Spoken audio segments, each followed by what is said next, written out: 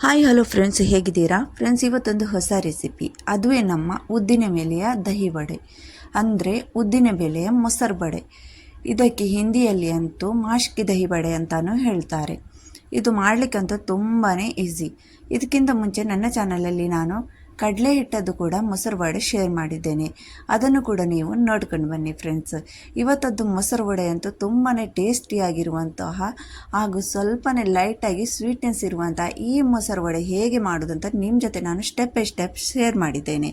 ನಿಮಗೆ ನೋಡಲಿಕ್ಕಂತೂ ಪ್ರೊಸೆಸಿಂಗ್ ತುಂಬಾ ಲಾಂಗ್ ಥರ ಕಾಣಿಸ್ಬೋದು, ಆದರೆ ಫ್ರೆಂಡ್ಸ್ ಇದು ಅಷ್ಟೇನು ಕಷ್ಟ ಏನೂ ಅಲ್ಲ. ತುಂಬಾ ಸುಲಭ ಆದಂತಹ ಈ ಮೊಸರು ವಡೆ ಮಾಡುವ ವಿಧಾನವನ್ನು ನೋಡ್ಕೊಂಡು ಬರೋಣ ಬನ್ನಿ ಫ್ರೆಂಡ್ಸ್. ಇಲ್ಲಿ ಮೊಸರು ವಡೆ ಮಾಡಲಿಕ್ಕೋಸ್ಕರ ನಾನು ಈ ಮಿಲ್ಕ್ ಮೇಡ್ ಡಬ್ಬದಲ್ಲಿ 1 ಕಪ್ ಉದ್ದಿನ ಬೇಳೆಯನ್ನು 2-3 ಗಂಟೆ ಕಾಲ ನೆನೆಸಿಟ್ಕೋತೇನೆ. ಯಾಕಂದರೆ ಇದನ್ನು ನೆನೆಸಿಟ್ಟರೆ ಚೆನ್ನಾಗಿ ನೈಸಾಗಿ ನೀವು ಇದನ್ನು ಗ್ರೈಂಡ್ ಮಾಡ್ಕೋಬೋದು, ಅದಕ್ಕೋಸ್ಕರ. ಈಗ ಇದನ್ನು 3 ಗಂಟೆ ಆದಮೇಲೆ ನಾನು ಇದನ್ನು ಚೆನ್ನಾಗಿ ವಾಶ್ ಮಾಡಿ ಒಂದು ಮಿಕ್ಸಿ ಜಾರಲ್ಲಿ ಹಾಕಿ ಚೆನ್ನಾಗಿ ಗ್ರೈಂಡ್ ಮಾಡ್ತೇನೆ. ಅಂದರೆ ತುಂಬಾ ನೈಸಾಗಿ ಗ್ರೈಂಡ್ ಆಗಬೇಕು ಇದು. ಹಾಗೂ ಇದಕ್ಕೆ ನೀರು ಜಾಸ್ತಿ ಹಾಕಬಾರ್ದು, ಸ್ವಲ್ಪನೇ ನೀರು ಹಾಕಿ ಸ್ವಲ್ಪ ದಪ್ಪಗೇನೆ ಗ್ರೈಂಡ್ ಮಾಡ್ಕೊಳ್ಬೇಕು. ಈ ಥರ ನೋಡಿ, ಯಾಕಂದರೆ ಇದು ತುಂಬಾ ತೆಳುವಾಯಿತು ಅಂದರೆ ವಡ ಬಿಡಲಿಕ್ಕೋಸ್ಕರ ತುಂಬಾ ಕಷ್ಟ ಆಗ್ತದೆ, ಅದಕ್ಕೋಸ್ಕರ. ನೀವು ಇದನ್ನು ಸ್ನ್ಯಾಕ್ ಟೈಮಲ್ಲಿ ಕೂಡ ಮಾಡ್ಬೋದು, ಹಾಗೂ ಇಫ್ತಾರಿ ಟೈಮಲ್ಲಂತೂ ಮಾಡ್ಬೋದು. ನಾನು ಇದನ್ನು ಮಾಡ್ತಾ ಇರೋದು ಇಫ್ತಾರ್ ಟೈಮಲ್ಲಿ. ಇದನ್ನು ಇಫ್ತಾರ್ ಟೈಮಲ್ಲಿ ಮಾಡೋದಾದರೆ ನೀವು ಬೆಳಿಗ್ಗೆನೇ ಇದನ್ನು ಮಾಡಿ ಫ್ರಿಜ್ಜಲ್ಲಿ ಇಟ್ಬಿಡಿ, ಯಾಕಂದರೆ ತುಂಬಾ ಕೋಲ್ಡಾಗಿ ತಿಂದರೆ ತುಂಬಾ ಚೆನ್ನಾಗಿರ್ತದೆ. ಈಗ ಇದಕ್ಕೆ ರುಚಿಗೆ ತಕ್ಕಷ್ಟು ಉಪ್ಪು ಹಾಕಿ ಇದನ್ನು ಚೆನ್ನಾಗಿ ಕೈಯಲ್ಲಿ ಈ ಥರ ಕಲಸಿ 1-1.5 ಗಂಟೆ ತನಕ ರೆಸ್ಟ್ ಕೊಡೋಣ. ಇದಕ್ಕೆ ಈ ಥರ ಚೆನ್ನಾಗಿ ಕೈಯಲ್ಲಿ ಮಿಕ್ಸ್ ಮಾಡಬೇಕು ಫ್ರೆಂಡ್ಸ್. ಉಪ್ಪು ಹಾಕಿದ ಮೇಲೆ ನೋಡಿ, ಈ ಥರ ಚಮಚದಲ್ಲಿ ಎಲ್ಲ ಮಿಕ್ಸ್ ಮಾಡಲಿಕ್ಕೆ ಹೋದರೆ ಕರೆಕ್ಟಾಗಿ ಅದು ಮಿಕ್ಸ್ ಆಗೋದಿಲ್ಲ, ಅದಕ್ಕೋಸ್ಕರ ನಾವು ಕೈಯಲ್ಲೇ ಚೆನ್ನಾಗಿ ಮಿಕ್ಸ್ ಮಾಡ್ಕೊಳ್ಳೋಣ. ನೋಡಿ, ಈ ಥರ ಚೆನ್ನಾಗಿ ಮಾಡೋಣ ಮಿಕ್ಸ್. ನೀವು ನನ್ನ ಚಾನಲ್ಗೆ ಮೊದಲನೇ ಸಲ ವಿಸಿಟ್ ಮಾಡೋದಾದರೆ ಒಂದು ಸಬ್ಸ್ಕ್ರೈಬ್ ಮಾಡಿ, ಲೈಕ್ ಮಾಡಿ ಹಾಗೂ ಶೇರ್ ಮಾಡಿ ತಪ್ಪದೆ. ಈಗ ಇದನ್ನು ಮುಚ್ಚಳ ಇಟ್ಟು 1-1.5-2 ಗಂಟೆ ತನಕ ರೆಸ್ಟ್ಗಿಡೋಣ. ಅಲ್ಲಿ ತನಕ ಇಲ್ಲಿ ನಾನು ರೆಡಿ ಮಾಡ್ತೇನೆ ಹಸಿಮೆಣಸು ಹಾಗೂ ಬೆಳ್ಳುಳ್ಳಿಯದ್ದು ಪೇಸ್ಟ್. ಹಸಿಮೆಣಸು ತುಂಬಾ ಖಾರ ಇರೋದ್ರಿಂದ ನಾನು ಸ್ವಲ್ಪ ಕಮ್ಮಿ ತಗೊಂಡಿದ್ದೇನೆ. ನಿಮ್ಮ ಹಸಿಮೆಣಸು ಇಷ್ಟೇನು ಖಾರ ಇಲ್ಲಾಂದರೆ ಸ್ವಲ್ಪ ಜಾಸ್ತಿ ತಗೊಳ್ಳಿ. ನೋಡಿ, ಈ ಥರ ಬೆಳ್ಳುಳ್ಳಿ ಹಾಗೂ ಹಸಿಮೆಣಸು ಒಟ್ಟಿಗೆ ಸ್ವಲ್ಪ ಉಪ್ಪು ಹಾಕ್ತೇನೆ. ಯಾಕಂದರೆ ಯಾವಾಗಲೂ ನಾವು ಹಸಿಮೆಣಸು ಗ್ರೈಂಡ್ ಮಾಡುವಾಗ ಸ್ವಲ್ಪ ಉಪ್ಪು ಹಾಕಿ ಗ್ರೈಂಡ್ ಮಾಡಬೇಕು, ಇಲ್ಲಾಂದರೆ ಒಂಥರ ಕಹಿ ಥರ ಲೈಟಾಗಿ ಟೇಸ್ಟ್ ಬರುತ್ತೆ, ಅದಕ್ಕೋಸ್ಕರ. ಈಗ ಸ್ವಲ್ಪ ನೀರು, ಹಸಿಮೆಣಸು, ಬೆಳ್ಳುಳ್ಳಿ, ಉಪ್ಪು ಹಾಕಿ ಇದನ್ನು ಚೆನ್ನಾಗಿ ಗ್ರೈಂಡ್ ಮಾಡ್ಕೊಂಡು ಬರ್ತೇನೆ.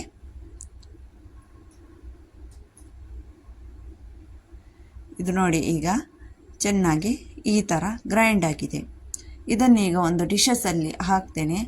ನಾನು ಇದನ್ನು ಎಲ್ಲ ಹಾಕ್ತಾ ಇಲ್ಲ, ಇದು ನಾನು ಗ್ರೈಂಡ್ ಮಾಡಿದ ಮೇಲೆ ತುಂಬ ಖಾರದ ಥರ ಸ್ಮೆಲ್ ಬರ್ತಾ ಉಂಟು, ಅದಕ್ಕೋಸ್ಕರ ನಾನು ಇದರಲ್ಲಿ ಸ್ವಲ್ಪ ಬಾಕಿ ಇಟ್ಬಿಟ್ಟೆ.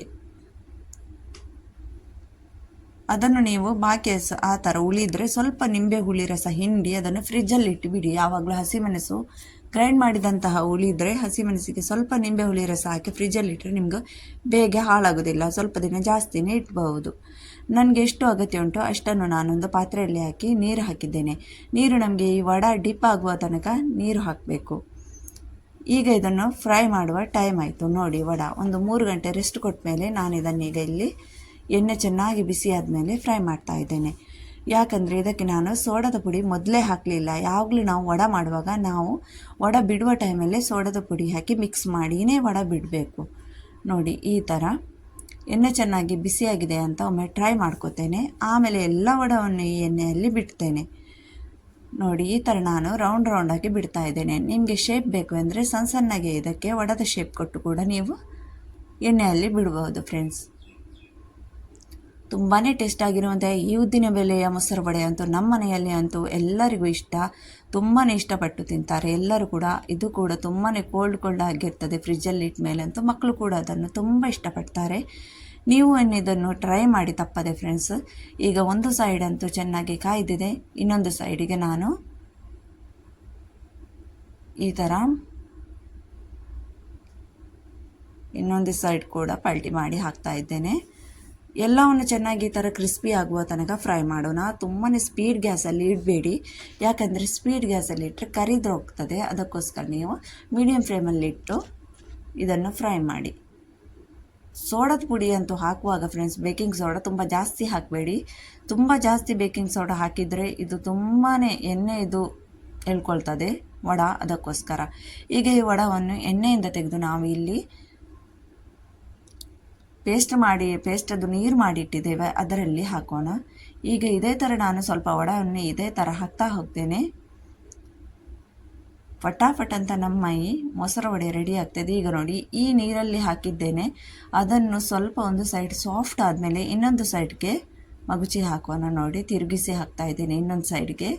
ಒಂದು ಸೈಡ್ ಅಂತೂ ಸಾಫ್ಟ್ ಆಗಿದೆ. ಈ ನೀರು ಕೂಡ ಸ್ವಲ್ಪ ಜಾಸ್ತಿ ಇಟ್ಟಿದ್ದೇನೆ ನಾನು, ಯಾಕಂದರೆ ನಂದು ಮೊಸರು ವಡೆ ಅಂತೂ ತುಂಬ ಉಂಟು. ಅದಕ್ಕೋಸ್ಕರ ನೀವು ಸ್ವಲ್ಪ ವಡೆ ಮಾಡೋದಾದರೆ ಇದನ್ನು ಸ್ವಲ್ಪ ನೀರು ಹಾಕಿದ್ದಕ್ಕೆ. ಫಸ್ಟ್ ಟೈಮ್ ಮಾಡುವಾಗಂತೂ ಒಮ್ಮೆಲೆ ತುಂಬ ಮಾಡಬೇಡಿ ಫ್ರೆಂಡ್ಸ್. ಫಸ್ಟ್ ಟೈಮ್ ಮಾಡುವಾಗಂತೂ ಸ್ವಲ್ಪ ಕಮ್ಮಿಯೇ ಮಾಡಿ ಟ್ರೈ ಮಾಡಿ. ಇನ್ನೊಂದು ಸಲ ನಿಮಗೆ ಸರಿಯಾಗಿ ಬಂದರೆ ನೆಕ್ಸ್ಟ್ ಟೈಮ್ ತುಂಬಾ ಮಾಡ್ಬೋದು. ಈಗ ನೋಡಿ, ಎಲ್ಲ ವಡೆಯನ್ನು ನಾನು ಇದೇ ನೀರಿಗೆ ಹಾಕಿ ಈ ಥರ ತಿರುಗಿಸಿ ಹಾಕಿದ್ದೇನೆ. ಒಂದು ಸೈಡ್ ಸಾಫ್ಟ್ ಆದಮೇಲೆ ಇನ್ನೊಂದು ಸೈಡ್, ಆ ಥರ ಎಲ್ಲ ವಡೆಯನ್ನು ನಾನು ಫ್ರೈ ಮಾಡಿ ತಗೊಂಡಿದ್ದೇನೆ. ಈಗ ನೆಕ್ಸ್ಟ್ ಪ್ರೊಸೆಸಿಂಗ್ ಏನಂತ ನೋಡ್ಕೊಂಡು ಬರೋಣ. ಈಗ ಇಲ್ಲಿ ತಗೊಂಡಿದ್ದೇನೆ ನಾನು ಕರ್ಡ್ ಅಂದರೆ ಮೊಸರು. ದಪ್ಪವಾಗಿರುವಂಥ ಈ ಮೊಸರು ಎಷ್ಟು ಚೆನ್ನಾಗಿದೆ ನೋಡಿ, ಕ್ರೀಮಿ ಆಗಿದೆ ತುಂಬಾ. ನೋಡಿದರೆ ಇದು ಮೊಸರು ಥರ ಕಾಣಿಸ್ತಾ ಇಲ್ಲ, ಐಸ್ ಕ್ರೀಮ್ ಥರ ಕಾಣಿಸ್ತಾ ಇತ್ತು. ನನ್ನ ಮಗಳಂತೂ ಒಮ್ಮೆಲೆ ನೋಡಿ ಕೇಳ್ತಾ ಇದ್ಲು, ಇದೇನು ಐಸ್ ಕ್ರೀಮಾ ಮೊಸರು ಅಂತ. ಅಷ್ಟು ಗಟ್ಟಿಯಾಗಿದೆ ಈ ಮೊಸರು ನೋಡಿ, ತುಂಬ ಕ್ರೀಮಿ ಹಾಗೂ ತುಂಬಾ ಗಟ್ಟಿಯಾಗಿರುವಂಥ ಈ ಮೊಸರು. ಇಲ್ಲಿ ನಾನು ಸಕ್ಕರೆಯ ಪೌಡರ್ ಮಾಡಿ ತಗೊಂಡಿದ್ದೇನೆ. ಈಗ ಒಂದು ಪಾತ್ರೆಯಲ್ಲಿ ಎಷ್ಟು ಬೇಕೋ ಅಷ್ಟು ನಮಗೆ ಮೊಸರು ಹಾಕ್ಕೊಳ್ಳೋಣ. ನಾವು ಎಷ್ಟು ವಡೆ ಮಾಡಿದ್ದೇವೆ ಅದರ ಪ್ರಕಾರ ಮೊಸರು ತಗೊಳ್ಬೇಕು. ನೋಡಿ, ನಾನೊಂದು ಅರ್ಧ kg ಜಾಸ್ತಿ ತಗೊಂಡಿದ್ದೇನೆ.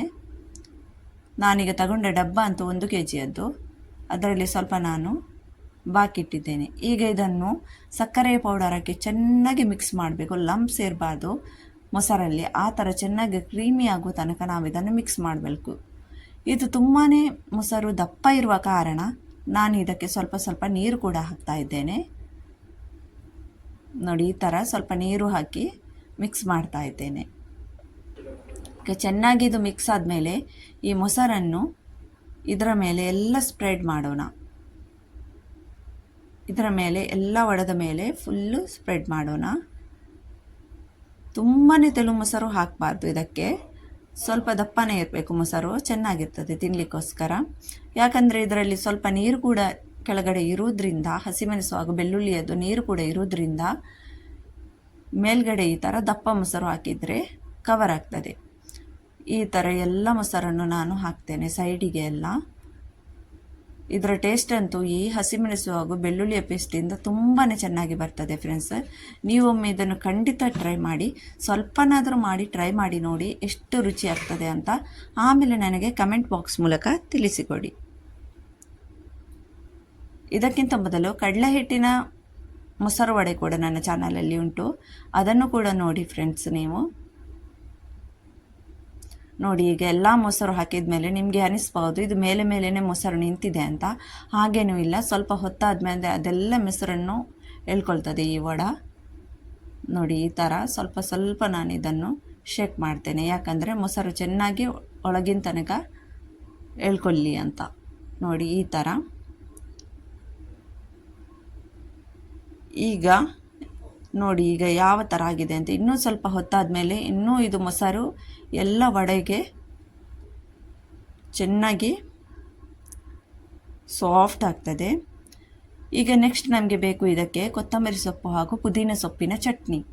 ಅದಕ್ಕೋಸ್ಕರ ನಾನು 1 ಮುಟ್ಟಿಯಷ್ಟು ಪುದೀನ ಸೊಪ್ಪು ತಗೊಂಡಿದ್ದೇನೆ, 1 ಮುಟ್ಟಿಯಷ್ಟು ಕೊತ್ತಂಬರಿ ಸೊಪ್ಪನ್ನು ತಗೊಂಡಿದ್ದೇನೆ. ನೋಡಿ, ಇದನ್ನೀಗ ಚೆನ್ನಾಗಿ ವಾಶ್ ಮಾಡಿ ಒಂದು ಮಿಕ್ಸಿ ಗ್ರೈಂಡರಲ್ಲಿ ಹಾಕೋಣ. ಪುದೀನ ಸೊಪ್ಪು, ಕೊತ್ತಂಬರಿ ಸೊಪ್ಪು ಹಾಗೂ ಸ್ವಲ್ಪ ಉಪ್ಪು ಇಷ್ಟೇ ಹಾಕಲಿಕ್ಕಿರೋದು. 1-2 ಎಸಳು ಬೆಳ್ಳುಳ್ಳಿ ಬೇಕಾದರೆ ಅದನ್ನು ಕೂಡ ನೀವು ಹಾಕ್ಕೊಳ್ಳಿ, ಅದು ನಿಮ್ಮ ಇಷ್ಟ. ಹಸಿಮೆಣಸು ಏನು ಹಾಕ್ತಾ ಇಲ್ಲ ನಾನು. ಈಗ ನೋಡಿ, ಇದನ್ನು ಗ್ರೈಂಡ್ ಮಾಡ್ಕೊಂಡು ಬರ್ತೇನೆ. ಇದು ಚೆನ್ನಾಗಿ ಗ್ರೈಂಡ್ ಆಗಿದೆ. ಈಗ ಇದನ್ನೆಲ್ಲ ನಾವು ಸ್ವಲ್ಪ ಸ್ವಲ್ಪನೇ ನಮ್ಮ ವಡೆ ಉಂಟಲ್ವ, ಉದ್ದಿನಬೇಳೆ ವಡೆ ಮೇಲೆ ಸ್ವಲ್ಪ ಸ್ವಲ್ಪನೇ ಎಲ್ಲದಕ್ಕೂ ಚಟ್ನಿಯನ್ನು ಸ್ಪ್ರೆಡ್ ಮಾಡೋಣ. ನೋಡಿ ಈ ಥರ ಎಲ್ಲ ಚಟ್ನಿಯನ್ನು ಸ್ಪ್ರೆಡ್ ಮಾಡೋಣ. ನಿಮ್ಮ ಜೊತೆ ನಿಮ್ಮ ಮನೆಯಲ್ಲಿ ಏನಾದರೂ ಹುಣಸೆ ಹುಳಿ ಹಾಗೂ ಖರ್ಜೂರದ ಚಟ್ನಿ ಇದ್ದರೆ ಅದನ್ನು ಕೂಡ ನೀವು ಇದರ ಮೇಲೆ ಸ್ಪ್ರೆಡ್ ಮಾಡ್ಬೋದು. ನೋಡಿ ಈ ಥರ ಚೆನ್ನಾಗಿ ಎಲ್ಲ ಸ್ಪ್ರೆಡ್ ಮಾಡಿದ್ದೇನೆ. ನೋಡಿ ತುಂಬ ಚೆನ್ನಾಗಿ ಕಾಣಿಸ್ತಾ ಉಂಟಲ್ವ ಫ್ರೆಂಡ್ಸ್. ಟೇಸ್ಟ್ ಕೂಡ ತುಂಬಾ ಚೆನ್ನಾಗಿರ್ತದೆ.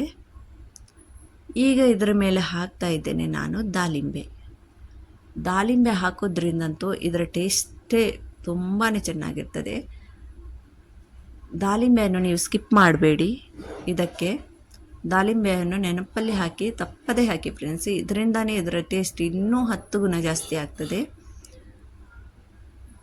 ಇದರ ಮೇಲೆ ಈಗ ಸ್ವಲ್ಪ ನಾನು ರೆಡ್ ಚಿಲ್ಲಿ ಪೌಡರ್ ಸ್ಪ್ರೆಡ್ ಮಾಡ್ತಾ ಇದ್ದೇನೆ. ನೋಡಿ ಈ ಥರ. ಕೊತ್ತಂಬರಿ ಸೊಪ್ಪು ಕೂಡ ಇದ್ದರೆ ನೀವು ಕೊತ್ತಂಬರಿ ಸೊಪ್ಪು ಕೂಡ ಹಾಕ್ಬೋದು. ನಾನಿಲ್ಲಿ ಕೊತ್ತಂಬರಿ ಸೊಪ್ಪು ಹಾಕ್ತಾ ಇಲ್ಲ. ನೋಡಿ ಈ ಥರ ರೆಡ್ ಚಿಲ್ಲಿ ಪೌಡರ್ ಕೂಡ ಸ್ಪ್ರೆಡ್ ಮಾಡಿದ್ದೇನೆ. ಈಗ ನೋಡಿ ಎಷ್ಟು ಸಾಫ್ಟಾಗಿ ಬಂದಿದೆ ಅಂತ. ನಮ್ಮ ಈಗ ಉದ್ದಿನಬೇಳೆ ಮೊಸರು ವಡೆ ಅಂತೂ ತಯಾರಾಗಿದೆ. ನಿಮಗೆ ಇಷ್ಟ ಆದರೆ ನೀವು ಲೈಕ್ ಮಾಡಿ, ಕಮೆಂಟ್ ಮಾಡಿ. ಇನ್ನೂ ಸಿಗೋಣ ಇನ್ನೊಂದು ರೆಸಿಪಿಯಲ್ಲಿ ನೆಕ್ಸ್ಟ್ ಟೈಮ್.